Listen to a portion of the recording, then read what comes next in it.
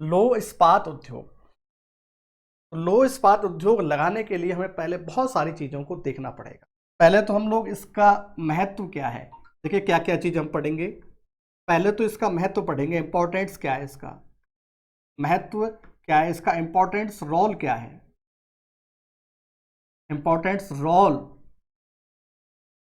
ठीक है, ये हम लोग पढ़ेंगे। जैसे हम लोग सामान्यतः जानते हैं भाई इसका क्या क्या रोल है। इनको, इस उद्योग को धातु कर्मी उद्योग कहा जाता है। धातु कर्मी उद्योग, इस उद्योग को धातु कर्मी उद्योग कहा जाता है। ठीक है, इसके बाद दूसरी विशेषताएं भी हम लोग यहां पर देख लेंगे, इसकी क्या क्या है, इसका इंपॉर्टेंस है क्या है, इसकी विशेषता है। लौह इस्पात, इसके साथ यहां इसके टेक्निकल वर्ड देख लेंगे हम लोग, टेक्निकल शब्द देख लेंगे। और तीसरा हम लोग देखेंगे यहां पर स्थानीयकरण कारक, स्थानीयकरण कारक यानी spatial distributions localization factor, localization factor, localization factor भी हम यहां पर देख लेंगे। और फिर इसके बाद भारत में लौह इस्पात, लौह इस्पात उद्योग की पृष्ठभूमि, पृष्ठभूमि, और फिर एक एक करके प्रत्येक लौह इस्पात उद्योग का हम लोग क्या करेंगे, अध्ययन करेंगे विद मैप के साथ। क्योंकि आप मैप लेके बैठे, ऑक्सफोर्ड एटलस भी लेके आप बैठना, ठीक है भाई, क्योंकि दूसरा सिस्टम हमारा जो कास्ट था वो काम नहीं कर पा रहा, नहीं तो मैं आपको मैप ही वहां पर ले जाता। चलिए सर जी, राधे राधे दिनेश भैया। तो लौह इस्पात उद्योग, इस उद्योग को आधारभूत उद्योग कहा जाता, आधारभूत उद्योग कहा जाता, या उद्योगों की रीढ़ कहा जाता है, उद्योगों की रीढ़ कहा जाता है। किसी देश के आर्थिक विकास का, अर्थव्यवस्था का मूल्यांकन करना होता है तो उसके लिए लौह इस्पात उद्योग महत्वपूर्ण। तो किसी देश की अर्थव्यवस्था, किसी देश की अर्थव्यवस्था, ठीक है, अर्थव्यवस्था या अर्थतंत्र, या कह सकते हैं अर्थव्यवस्था या आर्थिक विकास एवं आर्थिक विकास, आर्थिक विकास के लिए यह उद्योग महत्वपूर्ण है, यह उद्योग महत्वपूर्ण है। ठीक है, यह उद्योग महत्वपूर्ण है। ठीक है, तीसरा चौथा जो भी है नेक्स्ट देखें, यह उद्योग महत्वपूर्ण है अर्थव्यवस्था के लिए। सुई से लेकर, सुई बहुत छोटी चीज होती है, सुई से लेकर, सुई से लेकर हवाई जहाज इस पर बनाए जाते हैं, सुई से लेकर हवाई जहाज में इसका महत्वपूर्ण योगदान। यदि हमारे पास लोहा इस्पात उद्योग नहीं है तो हम लोग सुई से लेकर यानी हवाई जहाज तक सारे विनिर्माण निर्माण सब किसके द्वारा किया जाता है, लौह इस्पात उद्योग के द्वारा किया जाता है। तो यानी किसी देश का आधारभूत रीढ़, फंडामेंटल यदि इंडस्ट्रीज है तो वो है लौह इस्पात उद्योग, उद्योग की रीढ़ कहा जाता है। इसके बाद अब हम लोग ज्योग्राफी के हिसाब से और बात करें, इस उद्योग को, इस उद्योग को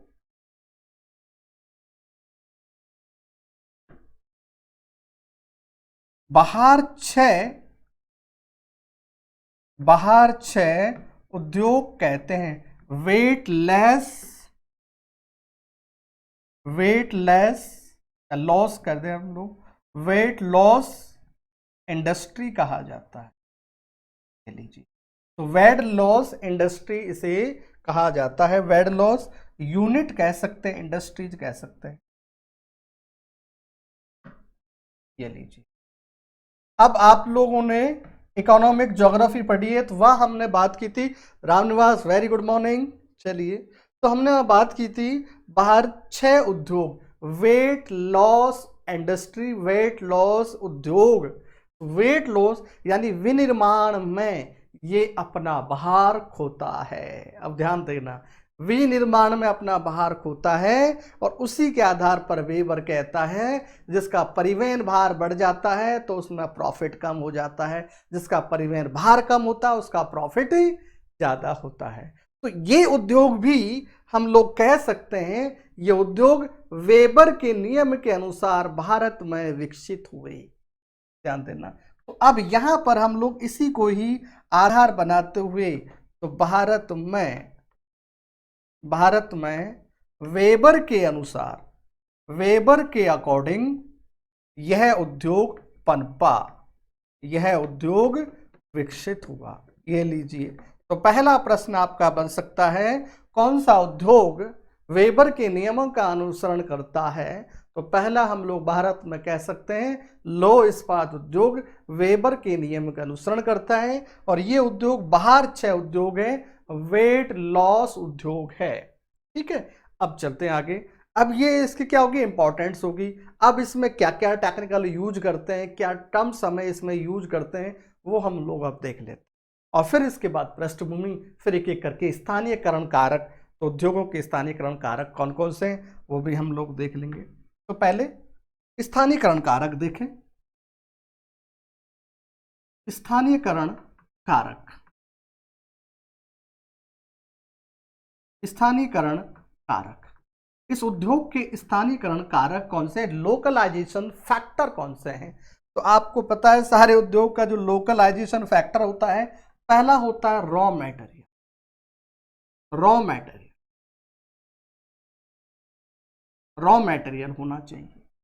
अब रॉ मटेरियल के लिए प्रत्येक उद्योग के लिए अपना अपना टैरिफ प्लान होता है, प्रत्येक उद्योग का अपना एक टैरिफ प्लान होता है। जैसे हम लोग मोबाइल लेते हैं ना, क्या बात है, नेट जीआरएफ में क्वेश्चन आया, वहाँ आ जाएंगे भाई। हम लोग कहते हैं कि हम जो पढ़ाएं क्वेश्चन तो आएगा, आप टेंशन मत कीजिए, क्वेश्चन की तो आप चिंता मत करें, आप तो केवल पढ़ते चलिए, सारे क्वेश्चन आपको मिल जाएंगे।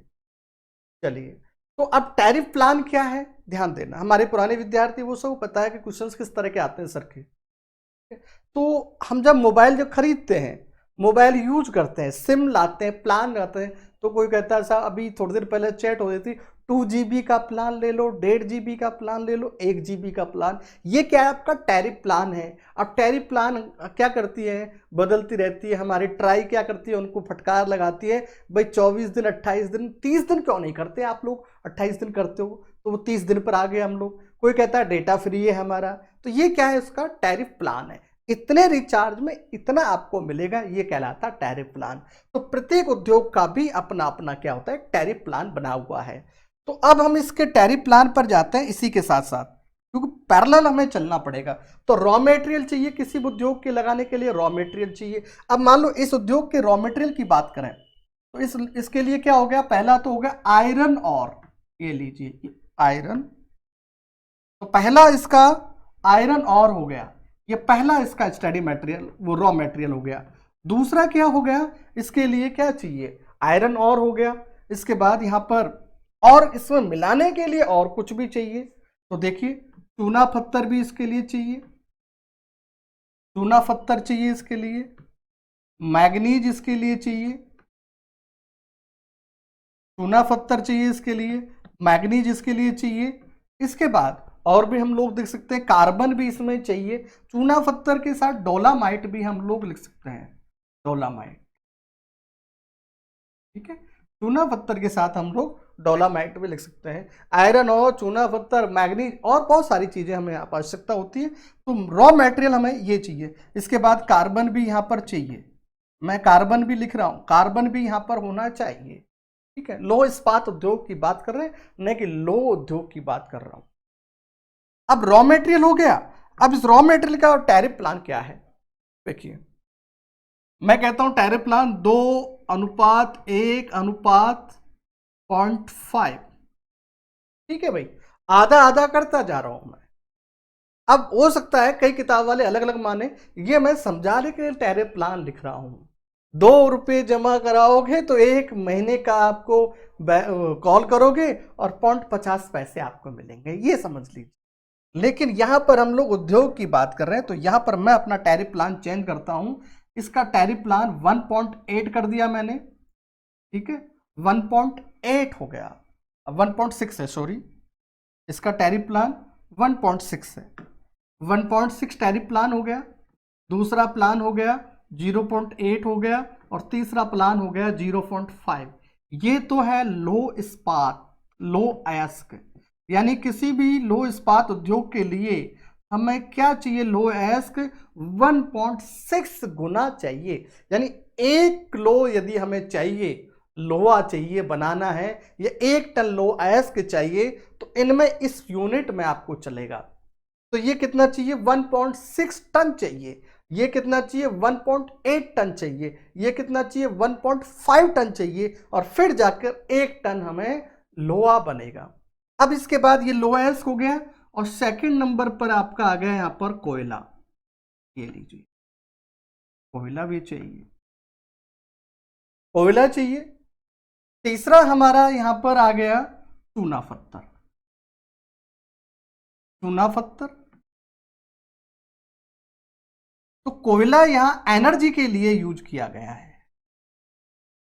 एनर्जी के लिए, पिघलाने के लिए यूज किया गया है। इसके बाद और भी है, 0.4 आपका मैग्नीज आ जाएगा, 0.2 आपका ये चूना पत्थर के अलावा बालू का जो मिट्टी है, बालू का भी आ जाएगी। तो इस प्रकार हमारे और भी छोटे छोटे आइटम्स भी चाहिए, लेकिन मुख्यतया 3 प्रकार के हम टैरिफ प्लान में शामिल करते हैं। लो अयस्क, कच्चा ईंधन और कच्चा माल, ये 3 टैरिफ प्लान है। तो इस उद्योग के लिए बाहर सबसे ज्यादा किसका लग रहा है, लो अयस्क का बाहर लग रहा है। किसका लग रहा है, लो अयस्क का बाहर ज्यादा हो रहा है, क्योंकि वह 1.6 है, उत्पादन से ज्यादा चाहिए। ठीक है, तो पहला हमारा हो गया, इस स्थानीयकरण क्या होता है, रॉ मेटेरियल चाहिए। तो यहां से एक प्रश्न बनता है, और वो प्रश्न देखिए कौन सा प्रश्न है। भारत में, पहला प्रश्न, भारत में लो इस्पात उद्योग, भारत में लो इस्पात उद्योग का केंद्रण,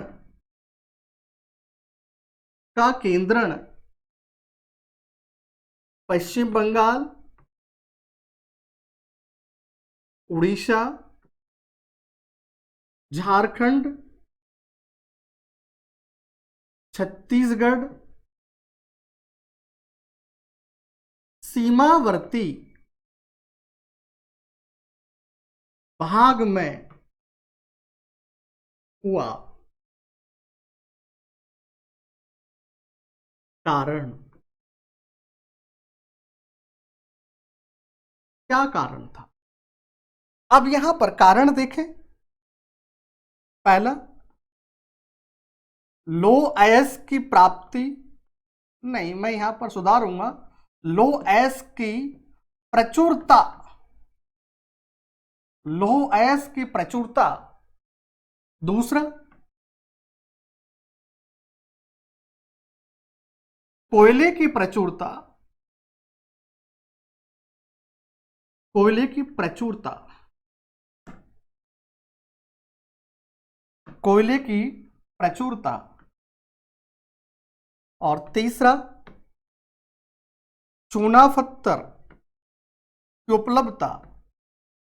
और चौथा, मैग्नीज, ले लीजिए, चौथा मैग्नीज। कॉकिंग कॉयल है, बहुत बढ़िया, शाबाश, क्या बात है, बहुत बढ़िया। ये कोकिंग ऑयल की है, क्योंकि हम लोग पहले बात कर चुके, कोकिंग कोयला चाहिए, और यदि मुझे कोकिंग कोयल बनाना है तो इसका भी टैरिफ प्लान है, 1.6 टन चाहिए, और तब जाके 1 टन कोकिंग कोयला बनेगा, कुकिंग कोयला, इसका भी टैरिफ प्लान। तो ये कोकिंग कोयल है, बहुत बढ़िया आपने याद दिला दी भाई, ये कोकिंग कोयल है, COC के, स्पेलिंग गलत हो रही है, इसको सही कर लेना, COCKIN, कोकिंग कोयल है। तो यह कोयला कौन सा है, कोकिंग कोयल की बात कर रहे हैं, क्योंकि हमने पहले पढ़ लिया जब मिनरल्स पढ़ रहे थे, तो हमें उद्योगों के लिए कोकिंग कोयल चाहिए। ठीक है, चलिए बहुत बढ़िया। अब देखिए भारत में, आप, मैंने कहा आप जितना आप प्रश्न करोगे, जितना कमेंट करोगे, उतनी चीजें हम नहीं सिखा देंगे आपको। तो भारत में लौह इस्पात उद्योग का केंद्र उत्तरी पूर्वी भारत में, यानी झारखंड, उड़ीसा, पश्चिम बंगाल, इन क्षेत्रों में संकेंद्रण हुआ। क्या कारण था? पहला ऑप्शन लौह इस्पात की प्रचुरता, कोयले की प्रचुरता, मैग्नीज और चूना पत्थर। अब इसमें आंसर दीजिए। जो विद्यार्थी प्योरली ज्योग्राफी का है वो सही कर पाएगा, तुक्का वाला नहीं कर पाएगा यहां पर। चलिए बहुत बढ़िया। ममता आशा बी, महेंद्र कुमार बुढ़ानिया कोक, साधना बी, शक्ति बी, रामनिवास बी, किरण, अच्छा किरण का भी, शक्ति बी, जगदीश बी, श्रेष्ठा यादव बी, ममता ए। देखिए अब आप, मैंने कहा जो प्योर ज्योग्राफी का वही अभी टॉपिक चालू किया, पहला प्रश्न आ गया और देख लीजिए आप, ये हायर एजुकेशन की, मैंने कहा हायर एजुकेशन इंफॉर्मेशन देता है आपको, हायर एजुकेशन केवल इंफॉर्मेशन देता है, सफलता नहीं प्रदान करता है। सफलता के लिए आपको उसमें ज्ञान बढ़ाना पड़ेगा। चलिए राजेंद्र कुमार बी, सुमित्रा चौधरी ए, श्री कृष्णा यादव बी। और ये सवाल आ चुका है, बच्चा कंफ्यूजन हो क्या करें हम लोग, क्योंकि चारों ऑप्शन ऐसे निकटतम ऑप्शन है, इसमें ये थोड़ा सा दूर निकटतम ऑप्शन होता है, 3 तो निकटतम ऑप्शन है, क्या सही है? चलिए दिनेश कुमार कुमावत ए, सुंदरलाल ए, क्या बात है।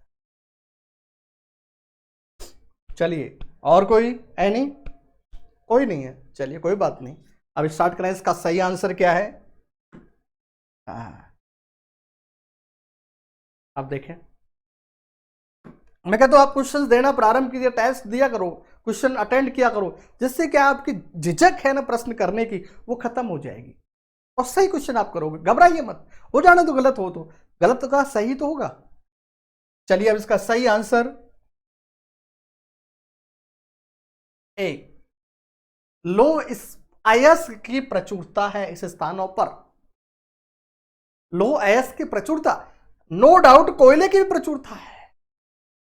अभी समय पहले, कुछ समय पहले का कोकिंग कॉयल, भारत में कोकिंग कॉयल की अभाव है, केवल गोंडवाना क्षेत्र है वहां पर अच्छी क्वालिटी का कोकिंग कॉयल पाया जाता है, कर्नाटक में कोकिंग कॉयल पाया जाता है, यहां पर कोकिंग कॉयल कम है और बिटुमेन इस प्रकार का कोयला है।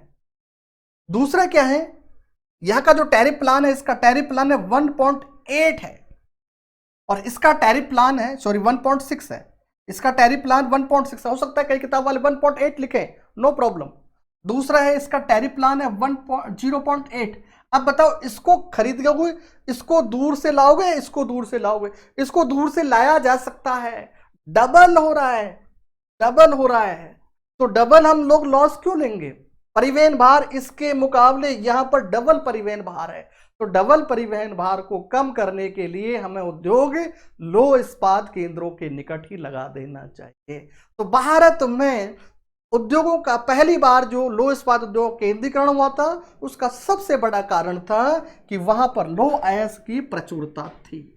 ये लीजिए, इसका पहला क्वेश्चन का पहला आंसर ए है, बाकी बी सी गलत है। चलिए कोई बात नहीं, आज की क्वालिटी हाई है वो तो कोई बात नहीं। जगदीश आप गाड़ी बैठ के कहाँ जा रहे हो, मुझे भी ले चलना बैठा के भाई।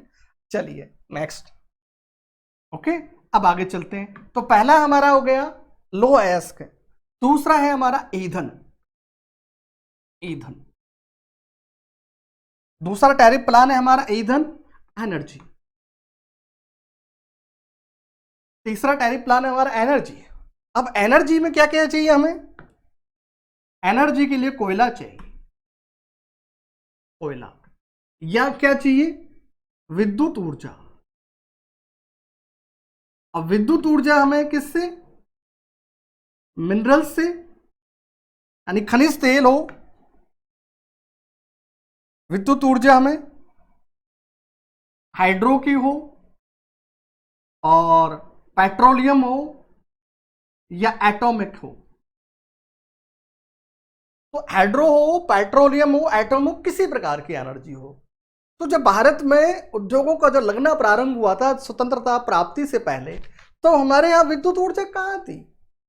केवल केजीएफ में थी एशिया में, और वो भी काफी समय बाद आई थी। तो यहां पर विद्युत ऊर्जा थी नहीं, कोयले के द्वारा ही हम एनर्जी बनाते थे। और कोयले के द्वारा एनर्जी बनाते थे तो सबसे इंपॉर्टेंट लो एस के लिए क्या हुआ? कोयला। कोयले की प्राप्ति के कारण इन क्षेत्रों में जो पिछली बार बताया गया, उन क्षेत्रों में उद्योग पनपा। तीसरा, श्रम। तीसरा, श्रम। अब सस्ते श्रम चाहिए इसके लिए, सस्ता श्रम। सस्ता श्रम। अब सस्ता श्रम, जहां पर सस्ता श्रम मिलेगा तो इन क्षेत्रों पर श्रम भी सस्ता था, क्योंकि दामोदर घाटी, बंगाल दामोदर घाटी और गंगा नदी घाटी सस्ते श्रम के लिए जानी जाती है, क्योंकि यहां पर सस्ते सस्ते में अधिक मात्रा में लेबर प्राप्त हो जाता है। तीसरा, अब ये तो हो गए पुराने ट्रेडिशनल वेबर। चौथा है बाजार की सुविधा। बाजार की सुविधा। और पांचवा है, अब बाजार की सुविधा है, अब बाजार का है या तो लोकल बाजार हो, लोकल मार्केट, लोकल मार्केट हो, और दूसरा हो इंटरनेशनल मार्केट। International market. विश्व युद्ध के बाद हमारे इस उद्योग में जबरदस्त उन्नति देखी, जबरदस्त उत्पादन में छलांग मारी उत्पादन ने। क्यों? क्योंकि उस समय उद्योग, विश्व युद्ध के बाद उद्योगों की बहुत ज्यादा जरूरत हुई। उससे पहले ये रेंगते हुए चल रहे थे उद्योग, लेकिन विश्व युद्ध के बाद इसने विकास की छलांग लगाई लोहा इस्पात उद्योग ने। तो बाजार की सुविधा होनी चाहिए। और अब जो है वो यहां पर है बंदरगाह की निकटता। ये लीजिए, बंदरगाह की निकटता या बंदरगाह होना। भाई मार्केट होना चाहिए, पूंजी तो देखिए, पूंजी भी यहां पर आ जाएगा छठे मात्रा में। आप पूंजी, ये स्थानीयकरण कारक है। क्या हुआ? गरीब देशों में क्यों उद्योग नहीं पनप पाए? क्योंकि पूंजी नहीं थी उनके पास। तो पूंजी में फैक्टर है। बंदरगाह की निकटता ये एक इंपॉर्टेंट फैक्टर है, ये बंदरगाह की निकटता। अब सवाल होता है, किस उद्योग, भारत का कौन सा लोहा इस्पात उद्योग इन ट्रेडिशनल फैक्टर को छोड़कर, ये ट्रेडिशनल फैक्टर है, ऊर्जा, लो अयस्क, श्रम, बाजार की सुविधा, पूंजी, ये ट्रेडिशनल फैक्टर है। और नया जो फैक्टर था वो था बंदरगाह की निकटता, बंदरगाह की सुविधा। बंदरगाह की सुविधा। तो बंदरगाह की सुविधा उठाने के लिए, बंदरगाह की सुविधा प्राप्त करने के लिए भारत में एक लोहा इस्पात उद्योग बंदरगाह पर विकसित किया। उसका नाम क्या है बताइए? और कई बार बता चुका हूं उसका नाम मैं, तो मैं यहां पर प्रश्न भी लिख देते हैं यहां पर। चलिए चलिए, आंसर आ चुका है, विशाखापट्टनम। अब कोई जरूरत नहीं है। तो विशाखापट्टनम क्या हुआ? बंदरगाह की सुविधा का फायदा उठाने के लिए विकसित किया गया पहला भारत का लोहा इस्पात उद्योग है, जो ट्रेडिशनल फैक्टर को छोड़कर तटीय क्षेत्रों पर विकसित किया गया। अर्थात कह सकते हैं हम लोग बंदरगाह पर या बंदरगाह के निकट विकसित किया गया। ये लीजिए, ठीक है। तो ये हमारे यहाँ मोटे मोटे कितने हो गए? 6 फैक्टर हो गए। इन 6 फैक्टरों के आधार पर ही हम लोग उद्योगों को डेवलप करते हैं। तो पहला जो फैक्टर है लो एस कच्चा माल, सबसे इंपॉर्टेंट है कच्चा माल। कच्चा माल दूर से लाएंगे तो बेकार है। अब सवाल होता है कच्चे माल के आधार पर, सेकंड क्वेश्चन, मैंने कहा अभी आनंद आ जाएगा, अभी रुकिए, बिल्कुल एक एक चीजें खोल खोल के पढ़ाएंगे। यदि मैं वहां पर, देखिए कई आपने कहा था ना कि सर कोयले के साथ लोहे के साथ ही आप उद्योग इंडस्ट्री शुरू कर दी, मैं नहीं, हम स्पेशलाइजेशन की बात करते हैं, वाइड की बात करते हैं। दूसरा, भारत का द्वितीय, भारत का द्वितीय लो इस्पात केंद्रण या गौण क्षेत्र, गौण क्षेत्र केंद्रण या गौण क्षेत्र कहां विकसित हुआ, कहां विकसित हुआ?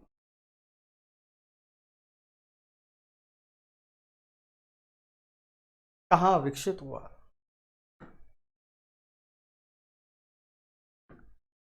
पहला पूर्वी भारत, बी कर्नाटक, सी Visakhapatnam,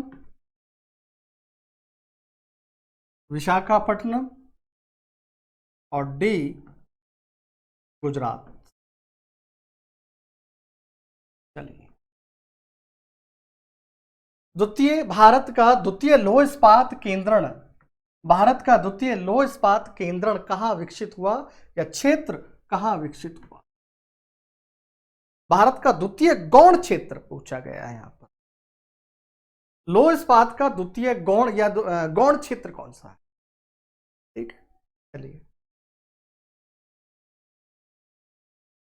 Rajendra B, Dinesh Babu B, Ramniwas Kumawat B, Mamta B, क्या बात है, मार्शल बी,